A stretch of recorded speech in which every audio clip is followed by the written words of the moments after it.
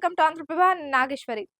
తెలంగాణ రాష్ట్ర ఆవిర్భావ వేడుకలు జరగనున్న వేళ అధికార కాంగ్రెస్, ప్రధాన ప్రతిపక్షం బీఆర్ఎస్ మధ్య మాటల తూటాలు పేలుతున్నాయి. తెలంగాణ లోగో మార్పు, గీతంపై ఇరు పార్టీల మధ్య విమర్శలు, ప్రతి విమర్శలు చోటు చేసుకుంటున్నాయి. ఈ నేపథ్యంలో BRS working president KTR Congress పై ట్విట్టర్లో ప్రశ్నల వర్షం కురిపించారు. తెలంగాణలో వేలాది మంది అమరులు అయ్యింది ఎవరి వల్ల? అమరుల స్తూపం నిర్మించాల్సి వచ్చింది ఎవరి వల్ల? 1952లోనే ఉమ్మడి రాష్ట్రం వద్దని, హైదరాబాద్ స్టేట్ ప్రత్యేక రాష్ట్రంగానే ఉండాలని పోరాటం చేస్తున్న విద్యార్థులపై సిటీ కాలేజ్ వద్ద కాల్పులు జరిపి 6గురిని బలిగొన్నది ఎవరు అని ప్రశ్నించి, దీనికి జవాబు కాంగ్రెస్ ప్రభుత్వం కాదా అంటూ నిలదీశారు. 1969 నుంచి 71 తొలిదశ ఉద్యమంలో 370 తెలంగాణ బిడ్డల్ని కాల్చి చంపింది ఎవరు? కాంగ్రెస్ ప్రభుత్వం కాదా?